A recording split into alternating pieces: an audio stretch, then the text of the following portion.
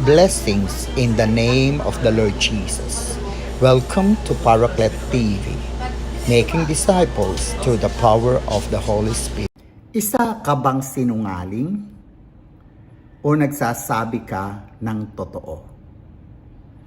What is the truth? Ano ang katotohanan? Sa ating panahon, mahirap malaman ang totoo o katotohanan, lalo pa nga't laganap sa social media ang mga fake news.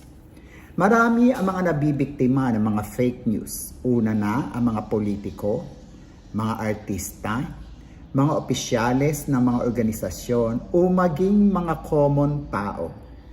Maging mapanuri at magsaliksik upang hindi mabiktima.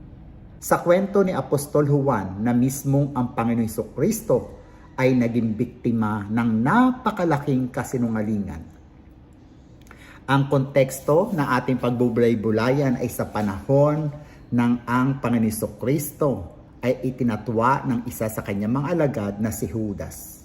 Garden ng Gethsemane ang Panginoong Jesucristo kasama ang ilang mga alagad ay dumating si Judas na kasama ang mga Romanong kawal, pati na ang ilang mga officers, mga saserdote o mga pari at mga pariseyo o ilang mga leaders ng Sanhedrin. Dinala nila si Jesus sa harapan ni Pilato. Sino ba si Pilato? Si Pilato sa panahong yaon ay ang makapangyarihang gobernador ng probinsya ng Judea. Maliwanag sa kasaysayang ito kung papaano pinagtakpan o tinakpan ni Pilato ang katotohanan. Pinalitan niya ang katotohanan ng kasinungalingan. Una, tinakpan ni Pilato ang katotohanan ng pagsisinungaling na nagpapakita ng tunay niyang karakter o tunay na siya. He denied the truth in exchange of his own character. Sa verses 19, 8, and 12, dahil nga sa alam ni Pilato ang mga katotohanan ito ay ninenervyos siya at natakot dahil bagamat sa madaming beses ay nais niyang sabihin ang totoo ay nabigo siya sa kaduluhan dahil na naig pa rin ang kanyang pagsisinungaling. Alam po ninyo, kapag tayo o ang tao ay nagsisinungaling o sinungaling, siya po ay kinakabahan, ninenervyos at natatakot. Naranasan niyo na po ba yan? Ikalawa, tinalikuran ni Pilato ang katotohanan kapalit ng kanyang pag-aari at posisyon. He denied the truth in exchange of his possession and position. Nakapwesto siya bilang gobernador ng Judea upang ang mga may kasalanan ay maparusahan ng kamatayan, mapalaya kung walang kasalanan. Nakapwesto siya na isang kaibigan ng emperor ng Roma na si Julius Caesar. Napakadaming possession si Pilato, hindi lamang kayamanan, maging ang kapangyarihan.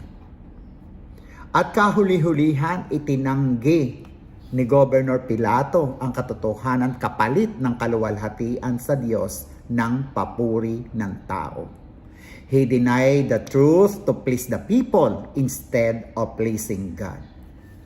Pinagbigyan niya na piliin ng mga tao ang isang magnanakaw at mamamatay tao. Tunay na may kasalanan na karapat-dapat na maparusahan ng kamatayan na si Barrabas. Sa sigaw ng mga tao, ipako sa krus, nung tanungin niya ano ang dapat gawin kay Jesus. Hinayaan ni Pilato na maparusahan ang isang walang kasalanang Jesus. At sabi ni Pilato, upang di na mag-aklas ang mga tao, alang-alang sa kapayapaan. Pinagbigyan niya ang mga pari, pariseyo, may katungkulan, o maging ang mga common tao upang ang mga ito ay matuwa, ngunit hindi ang Diyos. Ang sabi ni Marcos, he did this to gratify the crowd. Share Jesus. Subscribe, share Paraclet Paraclet TV. TV. Go, go, go.